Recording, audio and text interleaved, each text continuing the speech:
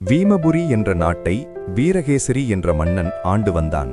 அவன் நீதியும் நேர்மையும் தவறாமல் ஆட்சி செய்ததால் அவன் நாட்டு மக்கள் பயமும் கவலையுமின்றி மகிழ்ச்சியாக வாழ்ந்து வந்தார்கள்.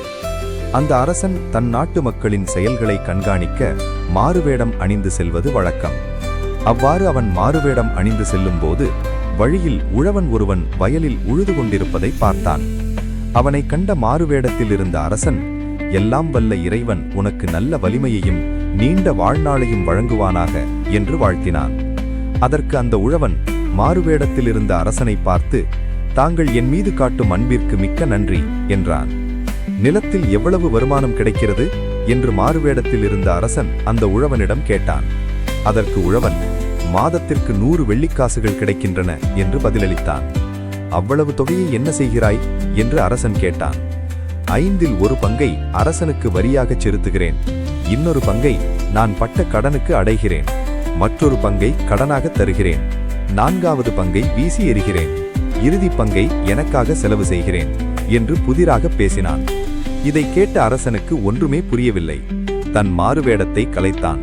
இதுவரை தன்னிடம் பேசியவர் அரசர்தான் என்பதை அறிந்த உழவன் அவரை பணிவுடன் வணங்கினான். நீ சொன்ன பதிலில் வரியாக தருவதும் உனக்காக செலவு செய்வதும் தான் எனக்கு புரிந்தது. மற்றவற்றின் அர்த்தம் என்ன என்று கேட்டான் அரசன். அதற்கு உழவன், என் வருமானத்தில் 1 பங்கை என் தாய் தந்தையருக்கு செலவு செய்கிறேன், என்னை வளர்த்து ஆளாக்கிய அவர்களுக்கு செலவு செய்வதை கடனுக்கு அடைகிறேன் என்றேன்.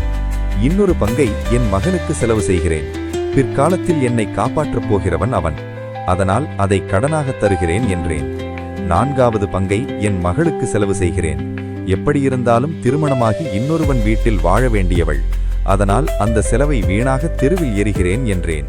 அந்த உழவனின் பதிலை கேட்டு மகிழ்ந்த அரசன், இந்த விளக்கத்தை நான் இல்லாமல் நீ யாரிடமும் கூறக்கூடாது, அப்படி கூறினால் உன் உடலில் உயிர் இருக்காது என்று சொல்லிவிட்டு சென்றான். அரசவைக்கு வந்த அரசன் தான் கேட்ட புதிரை அனைவரிடமும் சொல்லி விளக்கம் கேட்டான். ஒருவராலும் கூற முடியவில்லை. யார் விளக்கம் கூறினாலும் 1000 பொற்காசுகள் பரிசு என்று அறிவித்தார். இந்த புதிரை கூறியவர் அந்த உழவன்தான் என்பதை அமைச்சர்களுள் ஒருவன் அறிந்து கொண்டான். அவன் நேராக உழவனிடம் சென்றான். அரசு நாணயசாலையில் அச்சடித்த இந்த 500 பொற்காசுகளை பெற்றுக்கொண்டு அந்த விளக்கத்தை என்னிடம் கூறு என்றான் அமைச்சர். பொற்காசுகளை கண்ட உழவன் அரசரை எப்படியும் சமாளித்துக் கொள்ளலாம் என்று எண்ணி அந்த புதிருக்கான விளக்கத்தை கூறி பொற்காசுகளை பெற்றுக்கொண்டான்.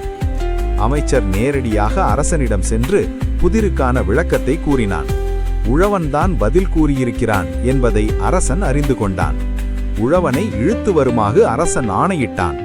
அரசவைக்கு இழுத்து வரப்பட்ட உழவனை பார்த்து அரசன் கோபத்துடன் கத்தினான். உனக்கென்ன திமிரு? நான் இல்லாமல் யாரிடமும் சொல்லக்கூடாது என்று கட்டளையிட்டிருந்தேன்.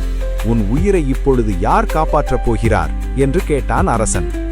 அதற்கு அந்த உழவன், அரசே, நான் சொல்வதை கேளுங்கள், என் மீது எந்த தவறும் இல்லை, நான் உங்கள் முன்னிலையில்தான் சொன்னேன் என்று பணிவாக கூறினான். உழவன், இந்த பொற்காசுகளில் ஒரு பக்கத்தில் தங்கள் உருவம் பொறிக்கப்பட்டுள்ளது, இதை பார்த்துதான் அமைச்சரிடம் பதில் கூறினேன், எனவே தங்களை வைத்துக்கொண்டுதான் நான் விளக்கம் கூறினேன் என்றான். உழவனின் அறிவு கூர்மையை அறிந்த அரசன் அவனுக்கு பரிசுகள் பல தந்து அனுப்பி வைத்தான். உழவனின் உயிரை தக்க சமயத்தில் காப்பாற்றியது அவருடைய அறிவு கூர்மையே ஆகும். அறிவு உயிரை காப்பாற்றும்.